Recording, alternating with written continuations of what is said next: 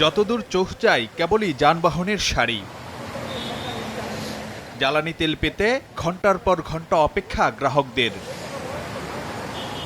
মঙ্গলবারও এমন দৃশ্য দেখা গেছে রাজধানীর বিভিন্ন ফিলিং স্টেশনে। সরকার বলতেছে তেল আছে, কিন্তু আমরা পাম্পে গেলে তেল পাচ্ছি না। 5টা পাম্পে ঘুরে তেল না পেয়ে তারপরে এখানে আসলাম। বলে যে সংকট নাই, মুখের কথা, কিন্তু আমরা তো দেখি সংকটই। সেই সকাল 6:45 থেকে দাঁড়িয়ে আছি, এখনো মোটামুটি শেষ পর্যায়ে দিকে আসছি, এখনো নিতে পারি নাই, 4 ঘন্টা হয়ে গেছে। 500, 400, 300 টাকার উপরে তেল দেয় না ভাই, তেলগুলি কোথায় গেল গা? ডিজেলেরও জাহাজ আইছে, অকটেন পেট্রোল তো বাংলাদেশই হইতেছে, তো এটার তো ক্রাইসিস থাকবো কেন? মাঠের এমন বাস্তবতায় রাজধানীতে সংবাদ সম্মেলন করে নিজেদের অবস্থান তুলে ধরে পেট্রোল পাম্প মালিক সমিতি। নেতারা জানান, আতঙ্কিত হয়ে বাড়তি তেল কেনার প্রবণতায় চাহিদা বেড়েছে অস্বাভাবিক হারে, আর সে অনুযায়ী ডিপো থেকে মিলছে না জ্বালানি তেল।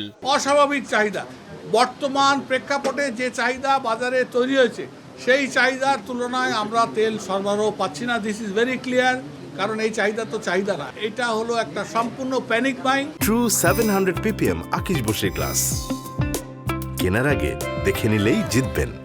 পরিস্থিতি বিবেচনায় পেট্রোল পাম্পে পর্যাপ্ত নিরাপত্তা, তেল বিক্রির সময়সীমা সকাল 7টা থেকে রাত 8টা পর্যন্ত নির্ধারণ, ডিপো থেকে ট্যাঙ্ক লোডের চেম্বারের ধারণ ক্ষমতা অনুযায়ী তেল সরবরাহ সহ 8 দফা দাবি জানায় পেট্রোল পাম্প মালিক সমিতি। 4,500 চেম্বার, তাতে দেওয়া হচ্ছে 3,000, 2,000। এই 2,000, 3,000 তেল পরিবহন করে নিয়ে পরিবহন খরচ দ্বিগুণ হয়ে যাচ্ছে। কয়দিন আপনি এই লস বিয়ার করতে পারবেন? গ্রাহকদের সরকারি নির্দেশনা মানার আহ্বান জানিয়ে পেট্রোল পাম্প মালিকরা বলছেন, বর্তমান বাস্তবতায় সাশ্রয়ী হওয়ার বিকল্প নেই।